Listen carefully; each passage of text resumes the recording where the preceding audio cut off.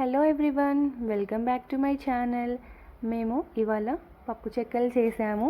పిండి కలిపనంత వరకు వర్షం రాలేదు, వర్షం వచ్చేలా కూడా అనిపించలేదు అసలు. ఎప్పుడైతే పిండి కలిపామో ఇంకా వెదర్ అంతా చాలా కూల్ అయిపోయింది.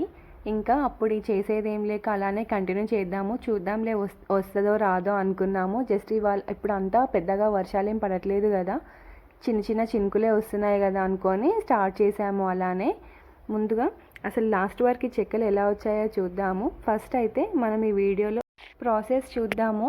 నేనైతే ఈ మిక్సీలో వేసుకున్నాను కదా జీలకర్ర, ఇంకా ధనియాలు, చిన్న అల్లం ముక్క, కొన్ని వెల్లుల్లిపాయలు. మీరు కూడా సేమ్ అలానే వేసుకోండి. ఈ మరుగుతున్న వాటర్లో నేను నానబెట్టుకున్న శనగపప్పు ఇంకా పెసరపప్పు కూడా వేసుకొని ఉడికించుకున్నాను. మనం మిక్సీ పట్టుకున్న ఇంగ్రీడియంట్స్ కూడా వాటర్లో వేసి మరిగించుకోవాలి. అలానే ఒక 2 స్పూన్స్ దాకా కారం వేసుకున్నాను. ఒక 2 స్పూన్స్ దాకా నెయ్యి కూడా వేసుకోవాలి. అలా అయితేనే మనకి చెక్కలు అనేది క్రిస్పీగా వస్తాయి. నువ్వులు వేసి పక్కన కలిపి పెట్టుకున్న పిండిలో మనం ఈ మరిగించుకున్న వాటర్ని అంతా యాడ్ చేసుకొని స్పూన్తో అంతా కలిసేలా కలుపుకోవాలి. అలానే కొద్దిసేపు ఈ పిండికి అనేది రెస్ట్ ఇస్తే పిండి కూడా వాటర్ని అబ్జర్వ్ చేసుకుంటుంది కదా. మనం క్లాత్ వేసుకొని పిండిని పక్కన పెట్టేసుకోవాలి.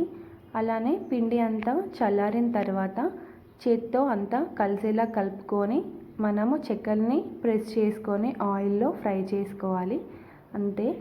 ఇంకా మేము ఇలా చేస్తూ ఉంటే సడన్గా వర్షం స్టార్ట్ అయిపోయింది. ఇంకా ఏం చేసాం, అంటించుకున్న పొయ్యి కూడా చల్లారిపోయింది. అలానే కొద్దిసేపు ఇంట్లో చేసాము తీసుకెళ్ళి, మళ్ళీ చల్లారింది కదా అని మళ్ళీ స్టార్ట్ చేసే మళ్ళీ వర్షం స్టార్ట్ అయిపోయింది. ఇంకా అలా అంబ్రెల్లా పెట్టుకొని మేనేజ్ చేస్తూ చెక్కల్ని కంప్లీట్ చేసాము. చూడండి ఎంత క్రంచీగా వచ్చాయో. మీరు కూడా నేను చూపిస్తున్నట్టుగా ట్రై చేసి ఎలా వచ్చాయో కామెంట్స్లో చెప్పండి. Thank you for